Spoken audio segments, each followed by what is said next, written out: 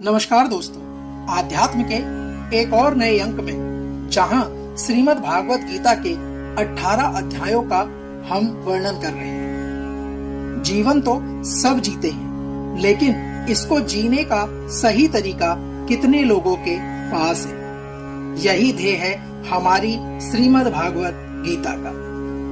तो चलिए दोस्तों, भगवत गीता के दूसरे अध्याय को आसान शब्दों में समझते हैं। हमने पहले अध्याय में अर्जुन विषाद योग अर्थात अर्जुन के विषाद, उनके दुख, उनकी दुविधा के बारे में जाना था। इस अध्याय में श्री कृष्ण द्वारा अर्जुन की इस दुविधा का उत्तर दिया जा रहा है और इस अध्याय का नाम सांख्य योग है।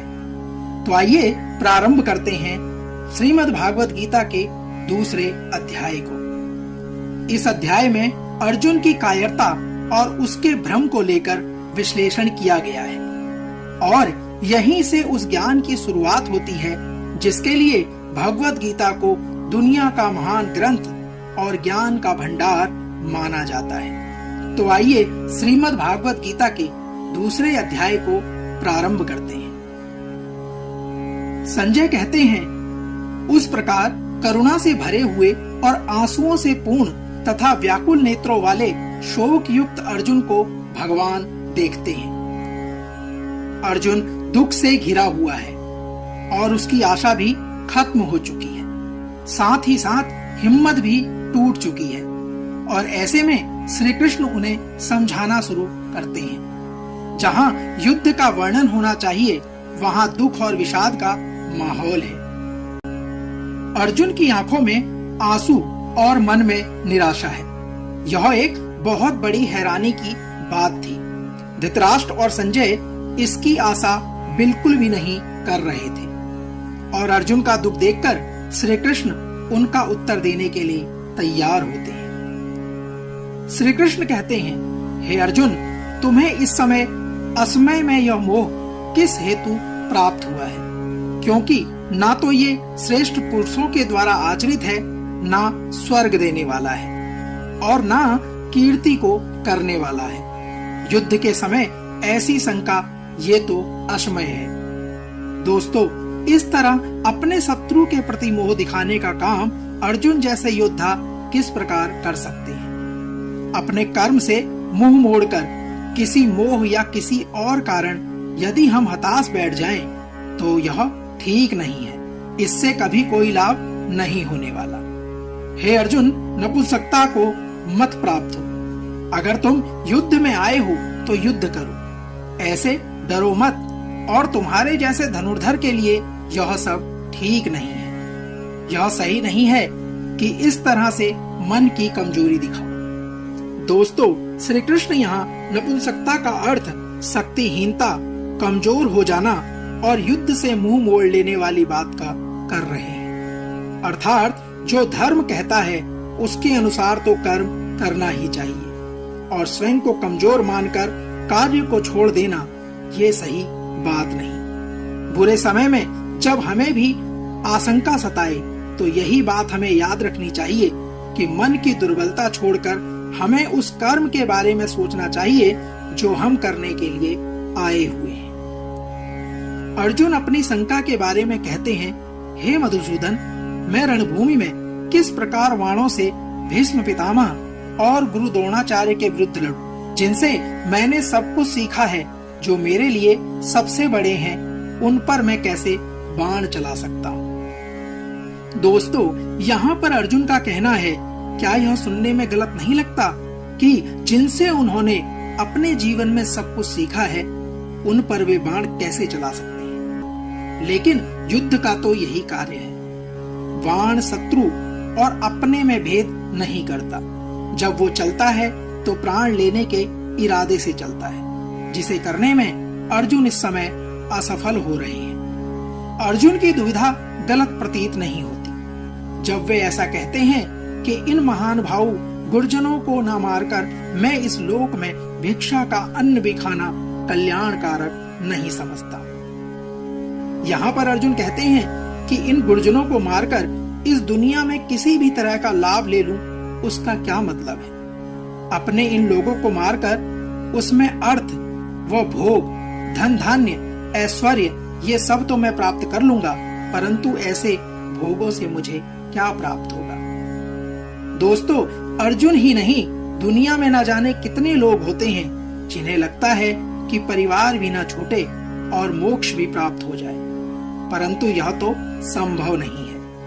अर्जुन श्री कृष्ण से कहते हैं, हम ये भी नहीं जानते कि हमारे लिए युद्ध करना या ना करना इसमें से कौन सा श्रेष्ठ है, अथवा ये भी नहीं जानते कि हम जीतेंगे या वे हमको जीतेंगे, और जिनको मारकर हम जीना भी नहीं चाहते वे ही हमारे आत्मीय धृतराष्ट्र के पुत्र हमारे मुकाबले में खड़े हैं।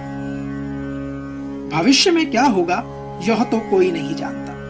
विधि ने क्या विधान लिखा है इसके बारे में भी कोई नहीं जानता, परंतु वर्तमान में जो हम करना चाहते हैं उसका निर्णय हमारे हाथों में होता है, और हमारे कर्म सिर्फ और सिर्फ हमारे होते हैं। तो क्या युद्ध जीतने के लिए अपनों को मारना ठीक है? अपने कर्म को पूरा करने के लिए हमें किस सीमा तक जाना चाहिए और किस सीमा को पार करना चाहिए? अर्जुन कहते हैं, इसलिए कायरता रूप दोष से उपरत होते हुए स्वभाव तथा धर्म के विषय में मोहित चित हुआ मैं आपसे पूछता हूँ कि जो साधन निश्चित और कल्याणकारी हो वो मेरे लिए कहिए, क्योंकि प्रभु मैं आपका शिष्य हूँ। दोस्तों, कमजोर क्षणों में हम डर जाते हैं, जिससे उलझन का भाव हमारे अंदर आ जाता है। अर्जुन भी यही मान रहे हैं कि वे उलझन में हैं और कायरता का दोष वे अपने ऊपर ले रहे हैं, और तभी वे कहते हैं कि भगवान श्री कृष्ण मैं आपका शिष्य हूँ, मैं अपने आप को समर्पित करता हूँ, मुझे यह बताइए कि क्या सही है। दोस्तों, दुविधा के समय गुरु ही एकमात्र सहारा होता है, और गुरु के सामने कुछ भी छुपाना नहीं चाहिए और खुलकर अपना भय, अपनी शंका सामने रख देनी चाहिए। अगर हम ऐसा करते हैं तभी तो हमें मार्गदर्शन प्राप्त होता है। आगे अर्जुन कहते हैं, जीतने के बाद उन्हें जमीन मिल जाएगी, धन धान्य प्राप्त हो जाएगा, नाम होगा, परंतु यह सब मिलने के बाद उनका यह दुख कम नहीं होगा जो उन्हें अभी महसूस हो रहा है। दोस्तों, जब अपनों का दुख सताता है तो किसी भी तरह का लाभ आराम नहीं देता, और उससे भी बड़ी बात, अगर आप दुख में हैं तो जब तक आप उसका उपाय नहीं ढूंढ लेते आपको दुनिया का कोई भी सुख आराम नहीं दे पाता।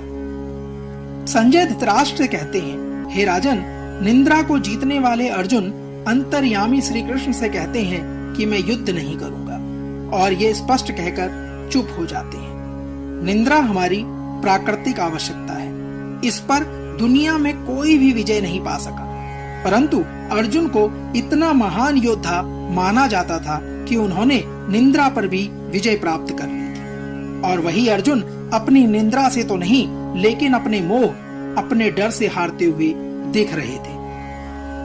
किस समय कौन सी कमजोरी हम पर हावी हो जाए ये कहा नहीं जा सकता, लेकिन अर्जुन अपनी इस दुर्बलता को हराकर आगे बढ़े थे, और ऐसा ही हमें भी प्रयास करना चाहिए।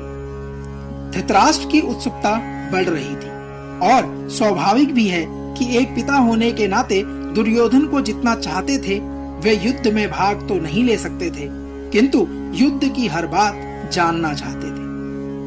संजय धृतराष्ट्र से कहते हैं, हे भरतवंशी धृतराष्ट्र, दोनों सेनाओं के बीच में शोक करते अर्जुन हैं, और उनके सामने अंतर्यामी श्री कृष्ण हंसते हुए उनको यह कह रहे हैं कि एक तरफ रोता हुआ कमजोर डरा हुआ बालक जैसे कि अर्जुन, और दूसरी तरफ त्रिकालदर्शी श्री कृष्ण है। शायद इसलिए श्री कृष्ण को छलिया भी कहते हैं। रोते हुए के सामने भला इस तरह से कौन हंसता है?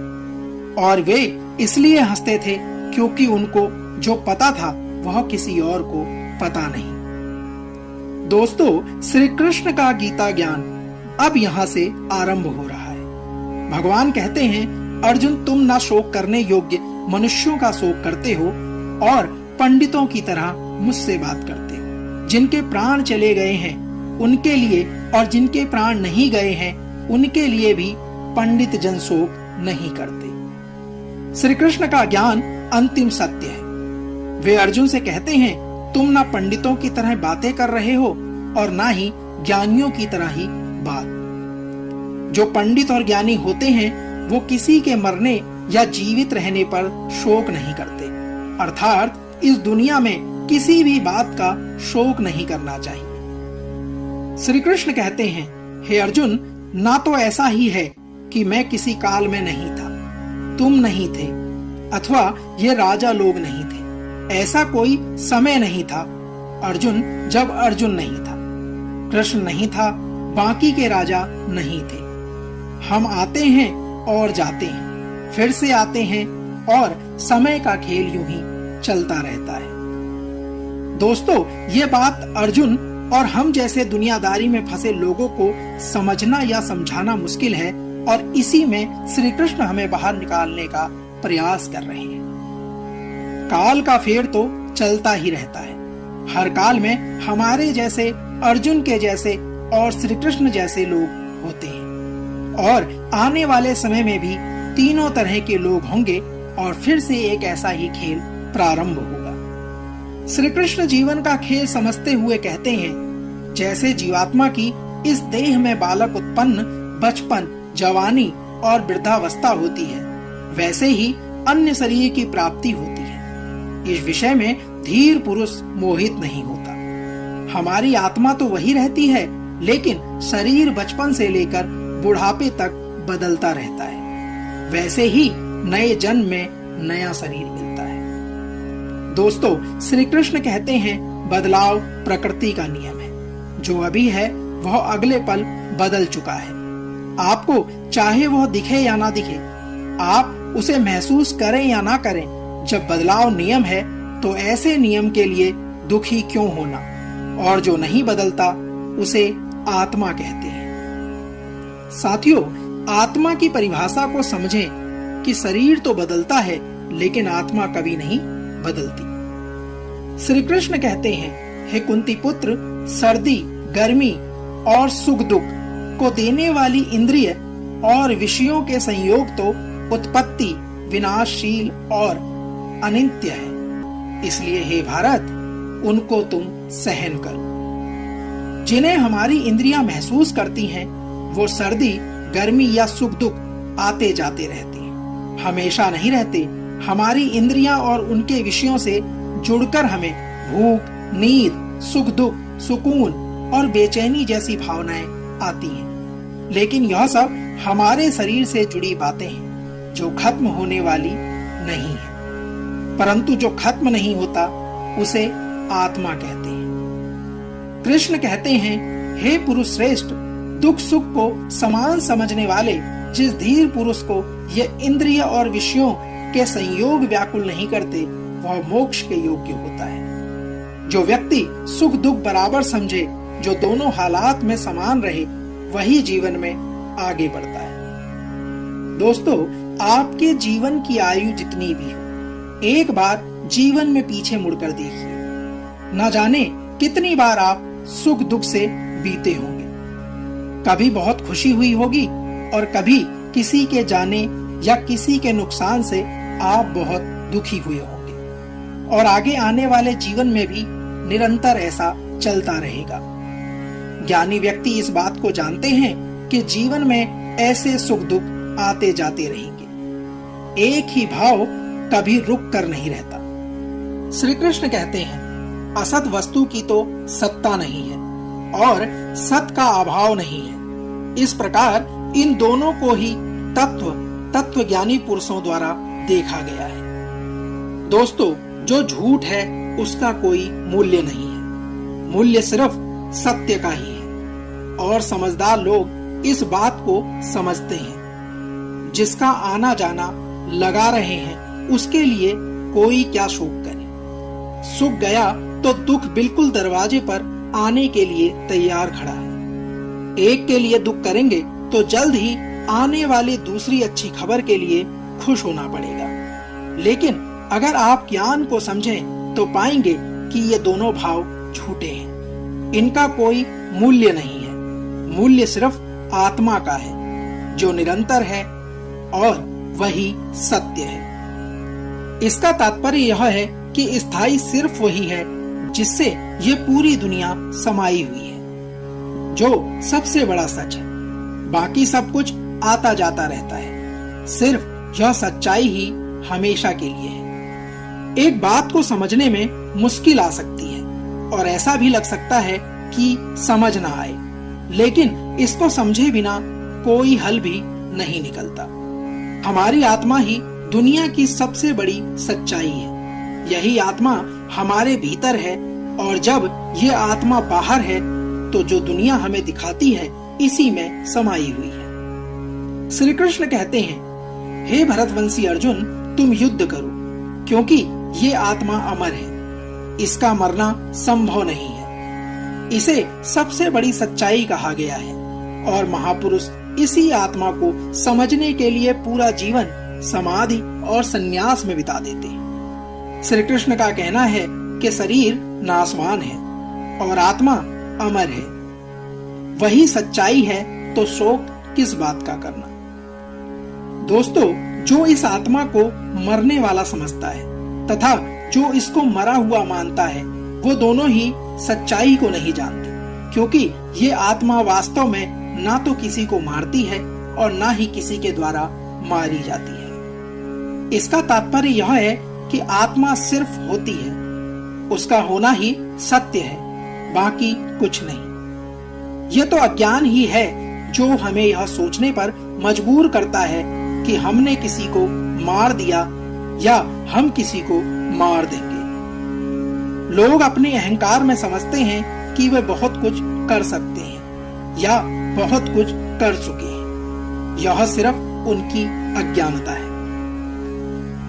श्री कृष्ण आगे समझाते हैं कि ये आत्मा ना तो किसी काल में जन्म लेती है और ना ही मरती है, तथा ना यह उत्पन्न होकर फिर होने वाली है, क्योंकि यह अजन्मा, नित्य, सनातन और पुरातन है। शरीर के मारे जाने पर भी यह नहीं मरती। आत्मा हमेशा रहती है, हर काल में। बाकी सब कुछ आता और जाता रहता है। आत्मा कल, आज और कल हमेशा रहेगी। दोस्तों, गीता की सबसे गंभीर बात का यह मूल है, जब कुछ नहीं था तब आत्मा थी, जब कुछ नहीं होगा तब भी आत्मा होगी। आत्मा को छोड़ बाकी सब बदलेगा, आएगा और जाएगा। श्री कृष्ण कहते हैं, हे पुष्पा पुत्र अर्जुन, जो पुरुष इस आत्मा को नाश रहित, नित्य, अजन्मा और अवयव मानता है, वो पुरुष कैसे किसी को मरवाता है और कैसे किसी को मारता है। जो इस बात को समझता है कि आत्मा ही सबसे बड़ा सत्य है, वो पुरुष किसी को कैसे मार सकता है या कैसे मरवा सकता है। इस बात को समझने का मतलब है कि ब्रह्म रूपी सत्य को समझना, ब्रह्मा को समझना। इस जीवन में अधिकतर लोग सत्य से अधिक झूठ को महत्व देते हैं। आत्मा से अधिक हम पार्थिव शरीर को और शरीर जो मिट्टी से बना है और अग्नि में जलकर फिर से मिट्टी हो जाएगा, उसको महत्व देते हैं। महत्व हमें अपनी आत्मा को देना चाहिए, जो हमेशा थी और हमेशा रहेगी। जैसे मनुष्य पुराने वस्त्रों को त्याग कर नए वस्त्रों को ग्रहण कर लेता है, वैसे ही जीवात्मा पुराने शरीर को त्याग कर दूसरे नए शरीर को प्राप्त होती है। अर्थात आत्मा को छोड़ बाकी सब कुछ बदलता है, बिल्कुल वैसे ही जैसे हम कपड़े बदलते हैं। पुराने कपड़े के फट जाने पर उसे छोड़ दिया जाता है, वैसे ही अलग अलग कारणों से जब मृत्यु होती है तो शरीर रहने लायक नहीं रहता। तब आत्मा उसे छोड़कर दूसरे नए शरीर में चली जाती है। शरीर की आयु होती है, परंतु आत्मा की नहीं। जब देह की आयु पूरी हो जाती है तब उसकी सांसें रुक जाती है और आत्मा अपने घर को छोड़ दूसरे घर में चली जाती है। कृष्ण कहते हैं, इस आत्मा को शस्त्र नहीं काट सकते, इसको आग नहीं जला सकती, इसको जल नहीं गला सकता और वायु इसको सुखा नहीं सकती। तात्पर्य यह है कि आत्मा कोई वस्तु नहीं जो जल जाए, कट जाए या सूख जाए। आत्मा के इस स्वरूप को श्री कृष्ण समझा रहे हैं। जैसे कपड़ा फटता है, गल जाता है, उसी तरह से आत्मा को कोई वस्तु समझना भूल होगी। इस आत्मा को दुनिया की किसी चीज में शामिल ना करें। आत्मा किसी के जैसी नहीं, उसका कोई दूसरा उदाहरण संभव ही नहीं। आत्मा अपने आप में विरली और अनूठी है। यह हमसे पहले भी थी और आगे भी रहेगी। श्री कृष्ण यहाँ बताना चाहते हैं कि हम जो नासवान हैं, अर्थात हमारा जो यह शरीर है, इस पर ज्यादा ध्यान ना दिया जाए और आत्मा को समझा जाए। जिसका नाश नहीं हो सकता, तभी हमें मुक्ति मिलनी संभव हो सकती है। वरना मोह और दुविधा में हम हमेशा फंसे रहेंगे, जैसे कि कभी अर्जुन फंसे हुए थे और अपना कर्म करने के लिए तैयार नहीं है। श्री कृष्ण कहते हैं, हे अर्जुन, इस आत्मा को उपयुक्त प्रकार से जानकर तुम शोक करने के योग्य नहीं हो, अर्थात तुम्हारा शोक करना उचित नहीं है। श्री कृष्ण अर्जुन को समझाते हुए कहते हैं कि हे अर्जुन, यदि तुम आत्मा को सदा जन्म लेने वाली और सदा मरने वाली समझते हो, तो हे महाभाव, तुम इस प्रकार शोक करने योग्य नहीं हो। दोस्तों, अगर अर्जुन आत्मा को जन्म लेने वाली और मरने वाली समझते हैं, तो भी शोक करने का कोई अर्थ नहीं है। अगर अर्जुन आत्मा को शरीर की तरह ही जन्म लेने वाला और मरने वाला समझते हैं, तो भी युद्ध में मरने वालों के लिए शोक करने का कोई मतलब नहीं। श्री कृष्ण कहते हैं, हे अर्जुन, अगर तुम ये मानते हो कि जन्मे हुए की मृत्यु निश्चित है और मरे हुए का जन्म निश्चित है, तो इसमें भी बिना उपाय वाले विषय से तुम्हें शोक करने की कोई आवश्यकता नहीं। श्री कृष्ण यहाँ पर कहना चाहते हैं कि न जाने हम कितनी बार उन बातों के लिए शोक करते हैं जिसका होना तय है। यह समझदारी नहीं है।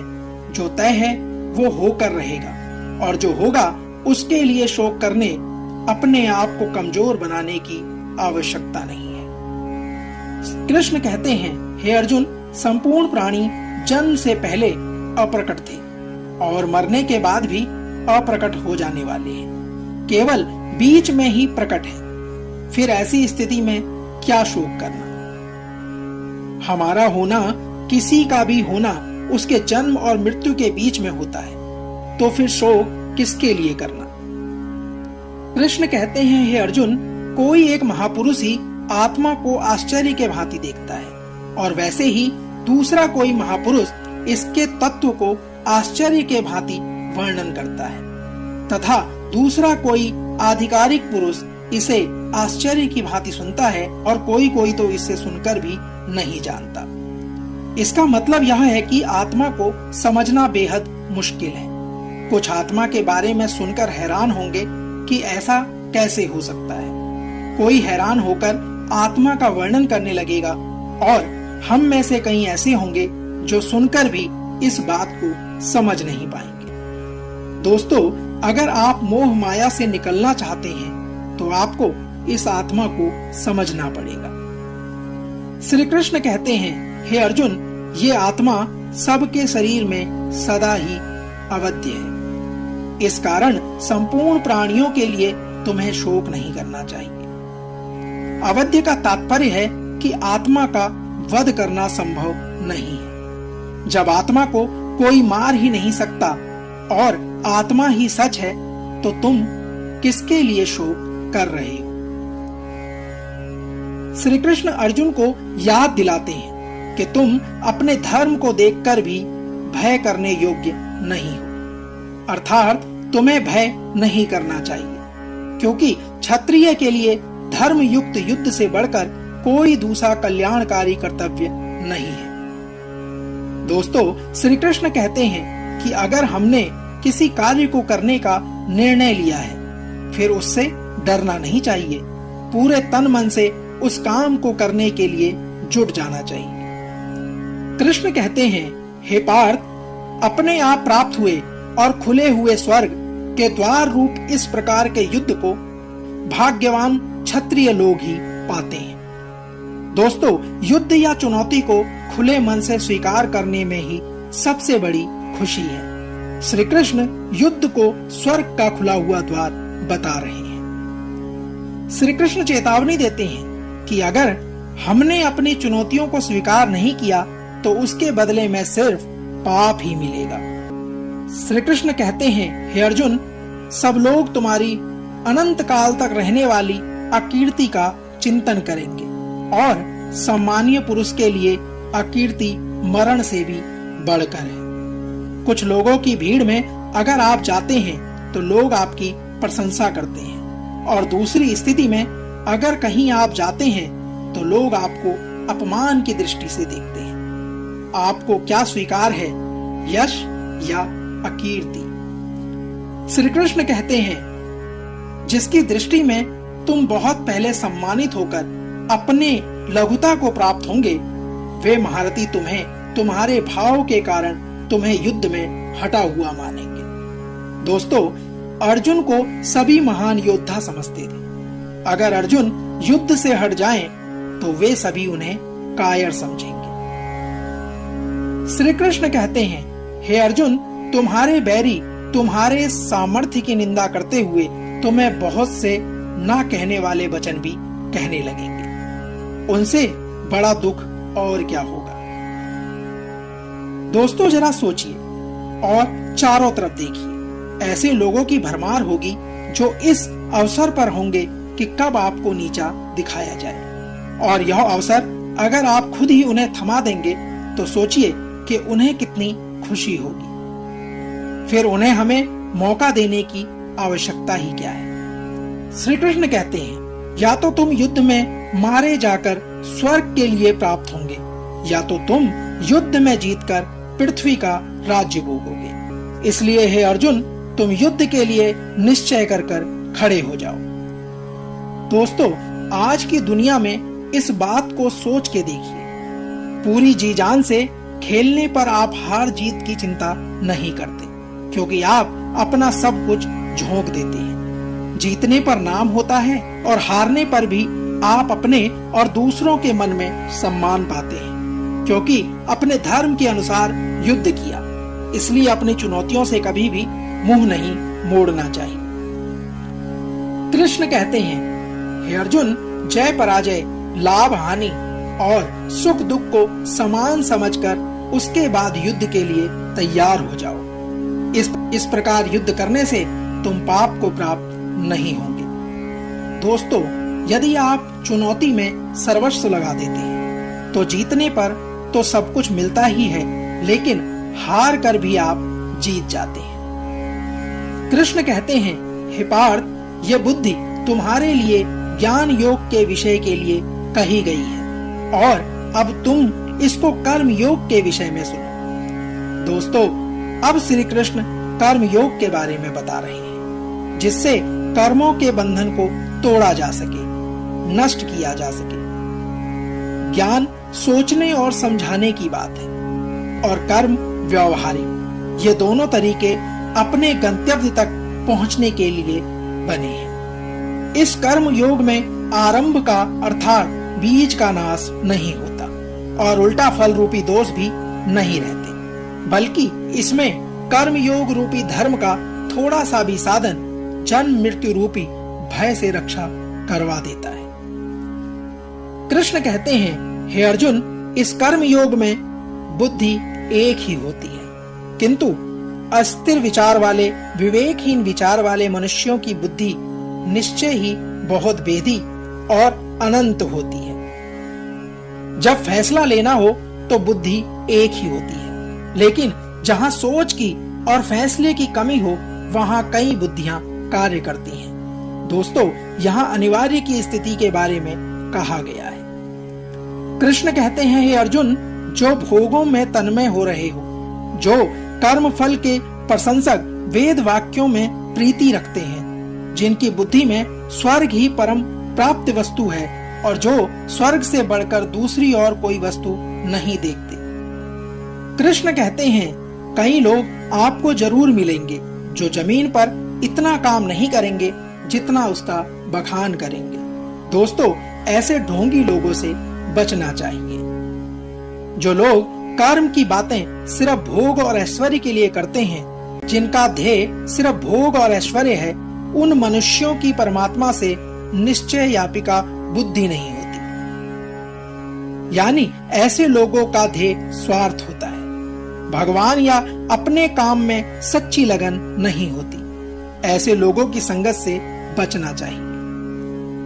कृष्ण कहते हैं, हे अर्जुन, वेदों के कर्म कांड हमारी प्रकृति के 3 गुणों से जुड़े हैं। यहाँ पर श्री कृष्ण अत्यंत कठिन लेकिन सबसे बड़ी बात कह रहे हैं। वे कह रहे हैं कि वेद भी सिर्फ 3 गुणों तक ही सीमित हो जाते हैं और जो उससे आगे नहीं जानते, उससे आगे कर्म योग है। श्री कृष्ण कहते हैं, कर्म का खेल इतना बड़ा है कि उसके सामने सारे ज्ञान छोटे पड़ जाते हैं। लेकिन आपको कर्म को समझना पड़ेगा कि आखिर ये होता क्या है। कृष्ण कहते हैं, तुम्हारा कर्म करने का अधिकार है, उसके फलों का बिल्कुल भी नहीं। इसलिए तुम कर्मों के फलों के लिए कार्य ना करो। कर्म करना तुम्हारा दायित्व है, लेकिन फल के लिए नहीं। दोस्तों, गीता के सबसे लोकप्रिय श्लोक में इस श्लोक की गिनती होती है। कर्म करना है, लेकिन फल के लिए नहीं, उसे अपना धर्म और कर्तव्य समझकर करना है। हे धनंजय, तुम आसक्ति को त्याग कर सिद्धि और असिद्धि में समान बुद्धि वाला होकर योग में स्थित होते कर्तव्य कर्मों को करो। कर्म के फल की इच्छा मत करो। कृष्ण कह रहे हैं, कर्म के फल की इच्छा को छोड़ के जो निष्काम कर्म योगी होता है, वो पाप और पुण्य से दूर हो जाता है। जो फल के लिए काम करते हैं, उन्हें हमेशा असफल होने का डर लगा रहता है और इसलिए वे कभी भी कर्म को अच्छे से नहीं कर पाते। और यदि उन्हें फल मिल भी जाता है तो वे इसी फल में उलझ जाते हैं। कृष्ण कहते हैं, बुद्धि योग की शरण में आने से बिना फल के कार्य करने वाला इस दुनिया में पाप और पुण्य से मुक्त हो जाता है। हे अर्जुन, तुम समत्व रूप योग में लग जाओ, अर्थात अच्छा हो या बुरा, सुख हो या दुख, सभी में एक ही तरीके से समभाव से तुम बस अपना कर्म करो और कर्तव्य करते रहो।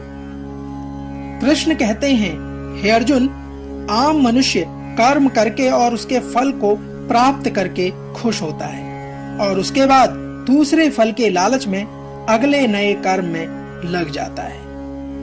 कर्म के फल का मोह हो या रिश्तों का मोह, धन या ऐश्वर्य का मोह हो या बुद्धि का मोह, जब बुद्धि मोह के दलदल से निकल जाती है, तब भगवान के पास आने के द्वार खुल जाते हैं। धृतराष्ट्र के पुत्र मोह से ही महाभारत का युद्ध लड़ा गया था। युधिष्ठिर के धृत मोह में उसका पूरा राज्य चला गया। दोस्तों, ये उस समय की ही बात है। आप चाहें तो वर्तमान समय में भी कई उदाहरण देख सकते हैं। रिश्ते, धन, ऐश्वर्य बुरे नहीं हैं, लेकिन उनसे मोह बुरा है, क्योंकि जब आपका लगाव इन चीजों से हो जाता है तो सोचने की शक्ति कम हो जाती है, बुद्धि ठीक से काम नहीं कर पाती, फैसले गलत हो जाते हैं। इसलिए इस मोह को सबसे बुरा बताया गया है। जितने लोग होते हैं उतने किस्म की बात होती है और जितनी बात होती है उतने तरीके से बुद्धि सोचती है। जब बुद्धि स्थिर होकर भगवान में लग जाती है तो उसे ही योग कहते हैं। श्री कृष्ण से अर्जुन पूछते हैं, हे केशव, समाधि में स्थित परमात्मा को प्राप्त हुए स्थिर बुद्धि पुरुष का क्या लक्षण है? यह स्थिर बुद्धि पुरुष कैसे बोलता है, कैसे बैठता है और कैसे चलता है? श्री भगवान उत्तर देते हैं, हे अर्जुन, जिस काल में ये पुरुष मन स्थित संपूर्ण कामनाओं को भलीभांति त्याग देता है और आत्मा से आत्मा में संतुष्ट रहता है, उस काल में वह स्थित प्रज्ञ कहा जाता है। भगवान श्री कृष्ण ने बताया था कि आत्मा ही सबसे बड़ी सच्चाई है। मोह, इच्छा, कामना छोड़ना ही आत्मा के पास आना है, जिसको संतुष्टि या शांति के लिए किसी दूसरे पर निर्भर नहीं रहना पड़ता, वही अपनी कामना को त्याग कर सकता है। कृष्ण कहते हैं, बुरा होने पर जिसके मन में दुख पैदा ना हो, अच्छा होने पर जो मन शांत रहे, खुशी से पागल ना हो, गुस्सा, डर या प्रेम, जो सब कुछ एक ही भाव से एक ही जैसा देखता है, उसकी बुद्धि स्थिर रहती है और वही मुनि और योगी कहलाता है। कृष्ण कहते हैं, जिसमें लगाव नहीं है, शुभ हो या अशुभ, अच्छा हो या बुरा, जो दोनों को एक जैसे देखता है, वही अपनी बुद्धि को स्थिर रखता है। यहाँ कृष्ण समझा रहे हैं कि किसी तरह से अलग अलग हालात में खुद को, अपनी बुद्धि को स्थिर रखा जाए। ऐसे संयम और धैर्य से हम अपने जीवन में अनुशासन ला सकते हैं, वरना चारों तरफ दुख की हाहाकार होगी या खुशी से लोग झूम उठेंगे। कृष्ण आगे कहते हैं कि कछुआ जिस तरह से सब और अपने अंगों को समेट लेता है, वैसे ही पुरुष इंद्रियों के विषय में इंद्रियों को सब प्रकार से हटा लेता है, तब उसकी बुद्धि स्थिर हो जाती है। आप स्वयं पर आजमा के देखें, अगर दुनिया की वस्तुएं आपको लुभा नहीं पाती, तो आप अपनी बुद्धि को नियंत्रण में ला सकते हैं। कृष्ण कहते हैं कि संभव है कि हम दुनिया के विषयों में रुचि ना लें, इससे हम दुनिया से दूर तो हो जाएंगे, पर दुनिया के प्रति आसक्ति नहीं जाएगी। कहने का मतलब है कि मन की इच्छा को खत्म करना है, आसक्ति खत्म करनी है। अगर ऐसा करना है तो बुद्धि स्थिर होनी चाहिए। श्री कृष्ण कह रहे हैं कि मान लीजिए कि आप दुनिया की वस्तुओं को ना भी बोल देते हैं, तो क्या आपका मन उन्हीं में लगा हुआ है?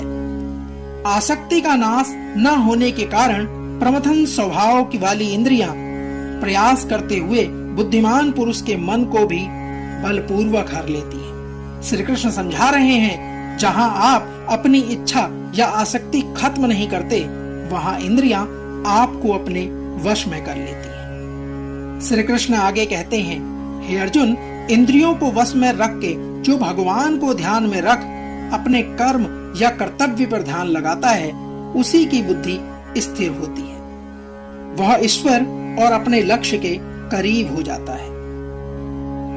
दोस्तों, अगली बार आप कुछ भी करें तो यह देखिएगा कि वो कार्य आपसे आपकी इंद्रियां करवा रही हैं या आपका कर्म करवा रहा है। आप खुद ही समझ जाएंगे कि श्री कृष्ण क्या कहना चाहते हैं। इंद्रियों के वश में ना होना और उन्हें अपने वश में करने से ही आप अपनी बुद्धि को स्थिर कर पाएंगे।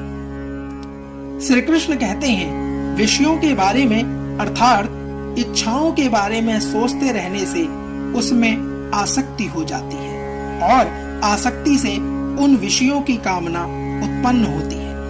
हे अर्जुन, और जब वह कामना पूरी नहीं होती, तब क्रोध उत्पन्न होता है। कृष्ण कहते हैं, हे अर्जुन, सोचने की शक्ति भी इससे कम हो जाती है। मूढ़ भाव में स्मृति में भ्रम पैदा हो जाता है। जब सोच नहीं सकते तो याद भी नहीं रख सकते। स्मृति में भ्रम हो जाने से बुद्धि अर्थात ज्ञान शक्ति का नाश हो जाता है। दोस्तों, जब याद नहीं रख पाएंगे तो ज्ञान किसी काम नहीं आएगा, बुद्धि बेकार हो जाएगी और बुद्धि का नाश हो जाने से पुरुष अपनी स्थिति से गिर जाएगा।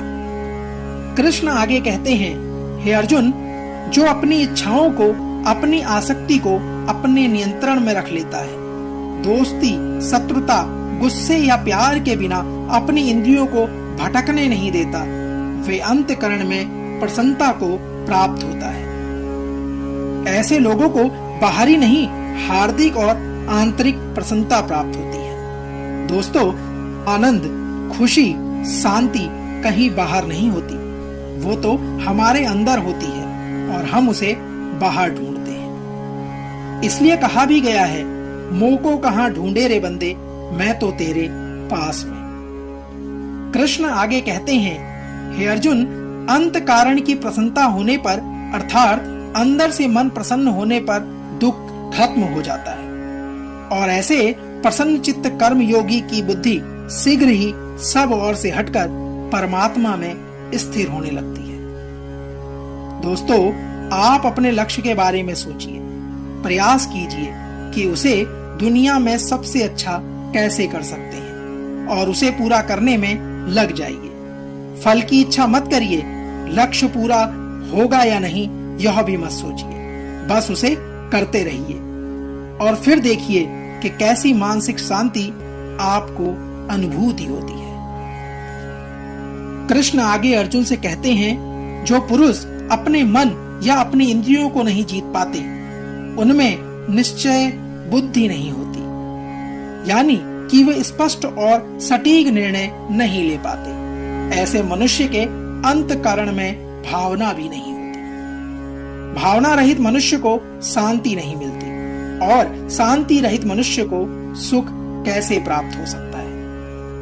दोस्तों, बीमार आदमी के लिए क्या अच्छा खाना और क्या बुरा, उसे कुछ अच्छा नहीं लगता।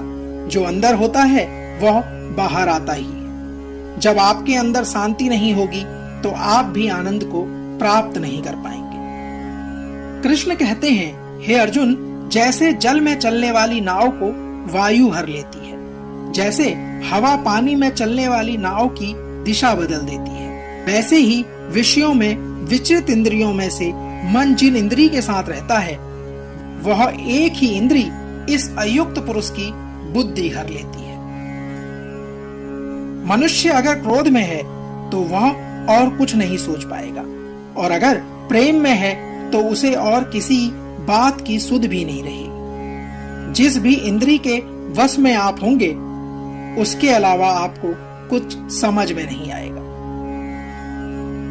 इसलिए हे महाबाहो, जिस पुरुष की इंद्रियां इंद्रियों के विषयों में सब प्रकार निग्रह की हुई हैं, उसी की बुद्धि स्थिर है। यानी जिस पुरुष ने अपनी इंद्रियों और उससे होने वाले विषयों पर पूरी तरह से रोक लगा रखी है, उसी की बुद्धि स्थिर है।